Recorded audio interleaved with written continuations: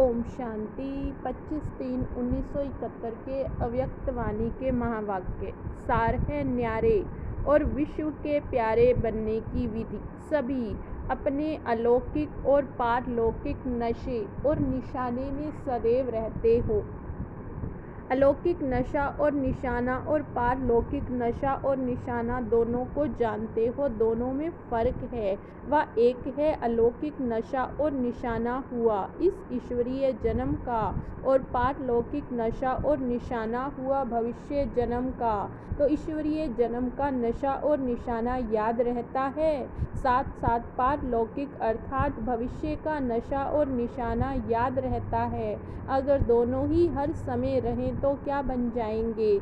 अलौकिक नशे और निशाने से बनेंगे न्यारे, और पारलौकिक नशे और निशाने से बनेंगे विश्व के प्यारे। तो दोनों ही नशे और निशाने से न्यारे और प्यारे बन जाएंगे। समझा है? अभी सभी से न्यारा बनना है, अपनी देह से भी जब न्यारे बनना है तो सभी बातों से भी में भी न्यारे हो जाएंगे। अब पुरुषार्थ कर रहे हो या न्यारे बनने का? न्यारे बनने से फिर स्वतः ही सभी के प्यारे बन जाते हो। प्यारे बनने का पुरुषार्थ नहीं होता, पुरुषार्थ न्यारे बनने का होता है। अगर सबका प्यारा बनना है तो पुरुषार्थ क्या करना? सर्व से न्यारे बनने का। अपनी देह से न्यारे तो बनते ही हो, लेकिन आत्मा में जो पुराने संस्कार हैं उन्हों से भी न्यारे बनो। प्यारे बनने के पुरुषार्थ से प्यारे बनेंगे तो रिजल्ट क्या होगी? और ही प्यारे बनने की बजाय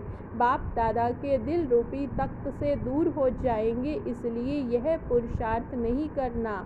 कोई भी न्यारी चीज़ प्यारी जरूर होती है। इस संगठन में अगर कोई न्यारी चीज़ दिखाई दे, सभी का लगाव और सभी का प्यार उस तरफ चला जाएगा। तो आप भी न्यारे बनो। सहज पुरुषार्थ है, न्यारे नहीं बन पाते। तो इसका कारण क्या है? आजकल का लगाव सारी दुनिया में किस कारण से होता? अट्रैक्शन भी स्वार्थ से है। इस समय का लगाव स्नेह से नहीं लेकिन स्वार्थ से है। तो स्वार्थ के कारण लगाव, और लगाव के कारण न्यारे नहीं बन सकते। उसके लिए क्या करना पड़े? स्वार्थ का अर्थ क्या है? स्वार्थ अर्थात सब के अर्थ को स्वाहा करो।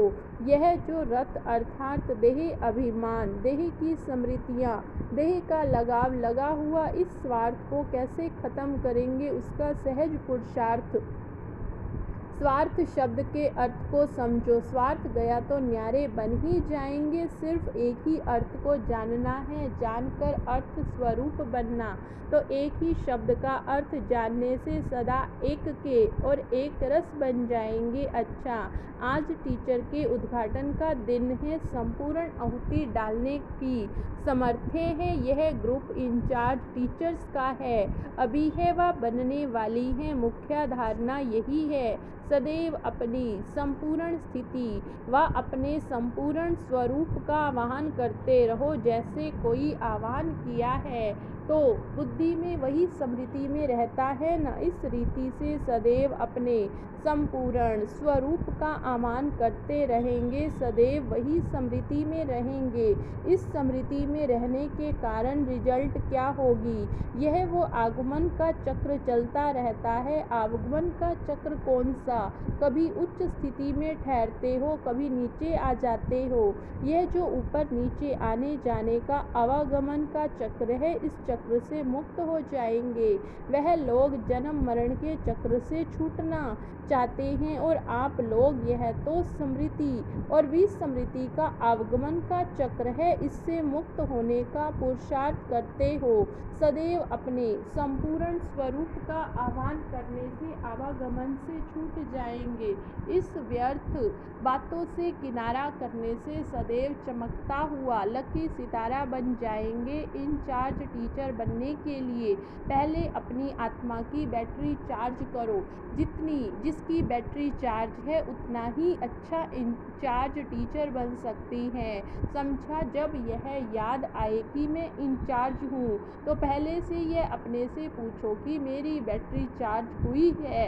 अगर बैटरी चार्ज कम होगी तो इंचार्ज टीचर में भी उतनी कमी दिखाई देगी। अब क्या करना है, अच्छी तरह से बैटरी चार्ज करके फिर इंचार्ज बनकर जाना। ऐसे ही सिर्फ इंचार्ज नहीं बनकर जाना, अगर बैटरी चार्ज के बिना इंचार्ज बनेंगी तो क्या होगा। चार्ज अक्षर की 2-3 मतलब होते हैं।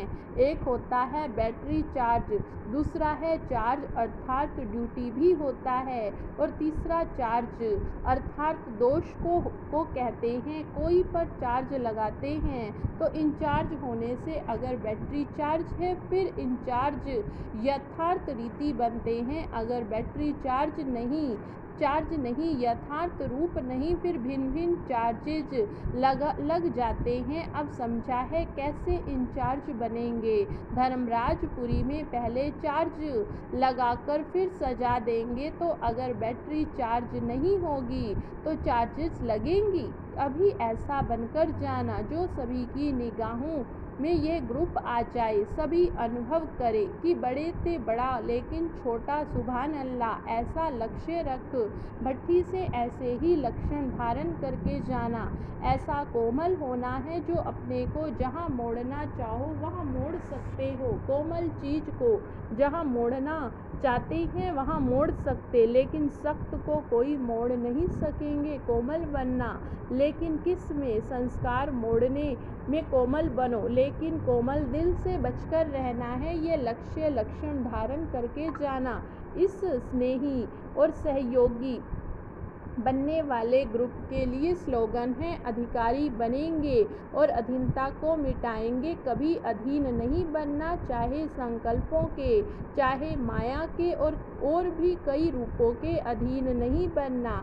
इस शरीर के भी अधिकारी बनकर चलना। माया से भी अधिकारी बन उसको अपने अधीन करना। संबंध की अधीनता में भी नहीं आना, चाहे लौकिक चाहे ईश्वरीय संबंध की भी अधीनता में न आना। सदा अधिकारी बनना, यह स्लोगन सदैव याद रखना है। ऐसे बनकर के ही निकलना है। जैसे कहावत है कि मानसरोवर में नहाने से परियां बन जाते हैं, इस ग्रुप को भी भट्टी रूपी ज्ञान मानसरोवर में नहाकर फरिश्ता बनकर निकलना है। जब फरिश्ता बन गए तो फरिश्ते अर्थात प्रकाश में काया, इस देह की स्मृति से भी परे उनके पांव अर्थात बुद्धि इस 5 तत्वों के आकर्षण से ऊंची अर्थात परे होती है। ऐसे फरिश्तों को माया व कोई भी मायावी टच नहीं कर सकेंगे। ऐसा बनकर जाना जो ना हो, न कि कोई मायावी मनुष्य ना माया टच कर सके। कुमारियों की महिमा बहुत गाई हुई, लेकिन कौन सी कुमारियाँ? ब्रह्मा कुमारियों की महिमा गाई हुई। ब्रह्मा कुमारी अर्थात ब्रह्मा बाप को प्रत्यक्ष करने वाली कुमारी हैं। जो टीचर्स बनती है उन्हों को सिर्फ पॉइंट बुद्धि में नहीं रखनी व वर्णन करनी है, लेकिन पॉइंट रूप बनकर पॉइंट वर्णन करना। अगर स्वयं पॉइंट स्थिति में स्थित नहीं होंगे तो पॉइंट का कोई प्रभाव नहीं पड़ेगा। इसलिए पॉइंट इकट्ठी करने के साथ अपना पॉइंट रूप भी याद करते जाना है। जब कापियाँ भरती हो तो कॉपी को देखकर सब चेक करना कि साकार ब्रह्मा बाप के चित्रों की कॉपी बने। कॉपी जो की जाती है वह तो हूबहू होगी। ऐसे बाप समान दिखाई पड़ो। सुनाया था ना, जितनी समानता होगी उतनी सामना करने की शक्ति होगी। समानता लाने से सामना करने की शक्ति स्वतः आ जाएगी। अच्छा, यह ग्रुप कम नहीं, इतना बड़ा शक्ति दल है। जब कोने कोने में सर्विस पर फैल जाएंगे तो क्या होगा, आवाज़ बुलंद हो जाएगा, ब्रह्मा कुमारियों की जय। अभी तो गालियाँ देते हैं ना, यहाँ ही आप लोगों के सामने महिमा के पुष्प चढ़ाएंगे। इसलिए कहा कि ऐसे बन करके जाना जो देखते ही सभी के मुख से यही सभी के मुख से यही आवाज़ बुलंद हो निकले, इस ग्रुप को ये प्रैक्टिकल पेपर देना। चारों ओर बाप दादा और मददगार बच्चों की जय जय जयकार हो जाए। ऐसी शक्ति एक के संग में रहने से संग दोष से छूट जाएंगे। सदैव चेकिंग करो, बुद्धि का संग किसके साथ? एक के साथ है। अगर एक के संग है तो अनेक संग दोष से छूट जाएंगे। संग दोष कई प्रकार के दोष पैदा कर देते हैं, इसलिए इसका बहुत ध्यान रखना।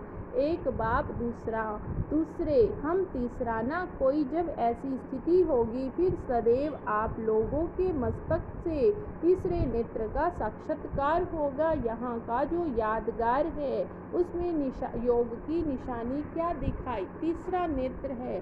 अगर बुद्धि में तीसरा नेत्र कोई आ गया तो तीसरा नेत्र बंद हो जाएगा, इसलिए सदैव तीसरा नेत्र खुला रहे, इसके लिए याद रखना कि तीसरा ना कोई। अच्छा, ओम शांति।